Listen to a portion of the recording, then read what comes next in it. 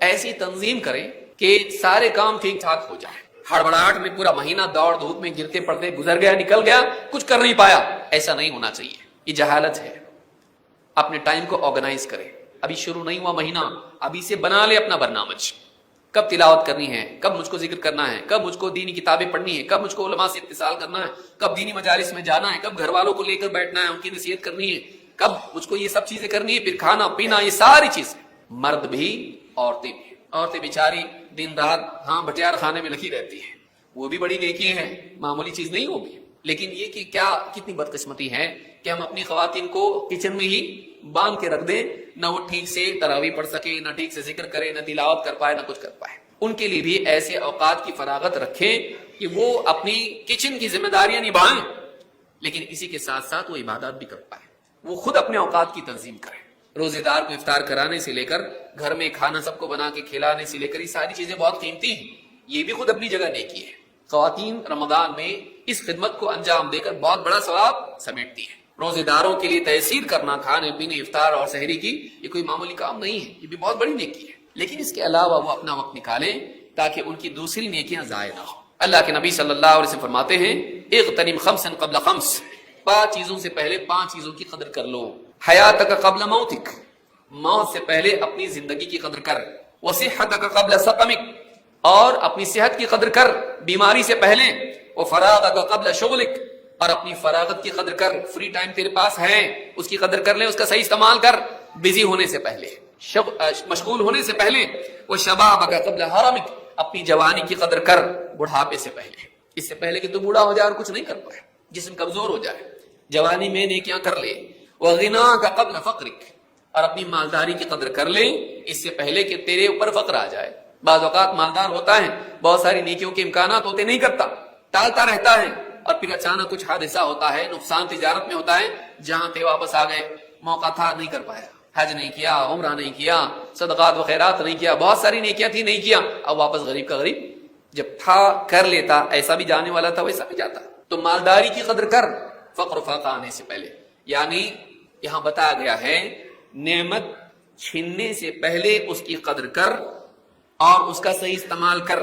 انسان کی بدقسمتی یہ ہے جب تک چیز چھینتی نہیں اس کی قدر آتی نہیں. لوگوں کو بھی آپ دیکھیے، ماں باپ کو دیکھیے، جب تک ماں باپ ہوتے ہیں بدسلوکی کرتا ہے، جب دنیا سے چلے جاتے ہیں اکیلے میں بیٹھ کے روتا ہے، یہ کرنا چاہیے تھا، وہ کرنا چاہیے تھا، بڑے اچھے تھے اور میں ان کو سنبھال نہیں پایا، میں ان کا خیال نہیں رکھ پایا. انسان کھونے کے بعد افسوس کرتا ہے، پچھتاتا ہے، اور اس کے بعد اس کو قدر آتی ہے. نعمت کے کھونے سے پہلے اس کی قدر کیجیے. عقل مند آدمی وہ ہے. تو رمضان میں وقت ضائع مت کیجیے. خاص کر کے آپ کا بڑا دشمن ابھی فی الوقت شیطان کے بعد آپ کا موبائل فون ہے. موبائل فون ہے جو آپ کو ہر وقت آپ سے چمٹا رہتا ہے. ذرا سا کچھ آپ کو فارغ وقت ملا، کھا جاتا آپ کا وقت. آدمی فری رہا، افطار کے انتظار میں ہے، ڈاکٹر کے پاس ہے، مسجد میں سلام پھیرنے کے بعد، یا جلدی آ گیا غلطی سے مسجد میں، اذان میں 15 منٹ ہے، بھی کیا کرتا ہے آدمی؟ بلکہ بدقسمتی یہ ہے کہ خطابات میں، جمعہ کے خطبوں میں آدمی موبائل فون نکال کے فیس بک، واٹس ایپ دیکھ رہا ہے اور یہ کر رہا ہے اور مسکرا رہا ہے بیٹھ کے. خطبہ یہاں چل رہا ہے، بیان یہاں چل رہا ہے، دینی درود چل رہے ہیں، وہ دیوار کو ٹکلا کے بیٹھ کے اپنی خرافات میں بزی ہے. کہ ایک چیز آدمی خود خرید کے لائے اور اس کا غلام بن جائے، اس سے بڑی بیوقوفی کیا ہے کہ وہ اپنا خرید کے لایا ہوا مالک. غور کیجئے اس کے اوپر کہ آپ پیسہ دے کے اس کو خرید کے لائے، لیکن اب آپ اس کے غلام بن گئے، وہ آپ کا مالک بن گیا.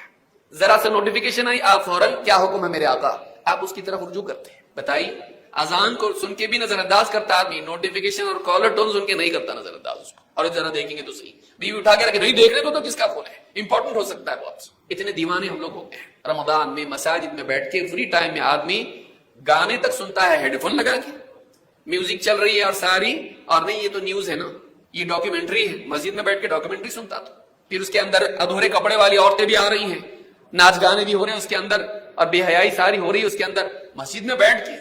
افسوس کی بات ہے یہ. موبائل فون کا صحیح استعمال کیجیے، ضرورت کے بقدر کیجیے، فضولیات سے بچیے، اپنے اوقات کو ضائع مت کیجیے.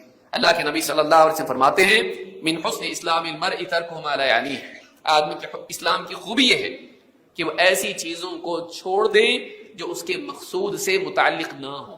لا یعنیہ کا مطلب کیا ہے؟ ابن رجب رحمہ اللہ نے فرمایا لا یعنیہ کا مطلب یہ ہے اس کی زندگی، اس کی تخلیق کا جو مقصد ہے اس مقصد سے وہ متعلق نہ ہو. ایسی بس میں نہ بیٹھے جو آپ کو اپنی منزل تک نہیں لے جاتی. بے وقوف آدمی کیوں بیٹھا؟ بولے بس ہے نا. بس ہے تیری منزل تک لے جاتی، گھر تک لے جاتی؟ نہیں، کیوں بیٹھا اس میں؟ آدمی انہی کاموں میں لگے جو کام اس کو کامیابی تک لے جاتے ہیں. ابن مسعود رضی اللہ عنہ فرماتے ہیں انی اکرہ ان ارى الرجل فارغا لا فی عمل دنیا ولا آخرہ. مجھے بات بالکل پسند نہیں ہے کہ میں کسی انسان کو اس طرح فارغ دیکھوں کہ وہ نہ دنیا کے کام میں ہو نہ دین کے، بس ایسے ہی فضول وقت ضائع کر رہا ہے. یہ کھیتی کا وقت ہے تو موسم میں ہے. ایک نیکی اگر قیامت کے دن کم پڑ گئی جہنم میں جائے گا. وَأَمَّا مَنْ خَفَّتْ مَوَازِينُهُ فَهُوَ فِي فَأُمُّهُ هَاوِيَةٌ. اس کی نیکیوں کا پلڑا ہلکا ہو گیا، گناہوں کا پلڑا بھاری ہو گیا، جہنم میں جائے گا. معلوم نہیں میری نیکیاں کم ہے کہ زیادہ ہے اور میں بے فکر بیٹھا ہوا ہوں. معلوم نہیں اللہ کے ہاں میں مجرم ہوں یا نیک ہوں، جنت میں جانے والا ہوں جہنم میں جانے والا ہوں. میری نیکیاں زیادہ ہیں کہ میرے گناہ زیادہ ہیں. میری موت آ جانے والی ہے ابھی یا کل اور میں بے فکر پڑا ہوا ہوں، ٹائم پاس کر رہا ہوں. میں تیاری نہیں کر رہا اپنے آپ کو بچانے کے لیے. میرا وارنٹ نکلا ہوا ہے اور میں یہاں بے فکر بیٹھا ہوا ہوں. سوچئے، وقت کو ضائع نہ کریں. تو یہ رمضان میں خاص طور پر خیال رکھیں. اسی طرح سے رمضان میں مخلوق پر ترحم ہمارے اندر خاص طور سے ہونا چاہیے.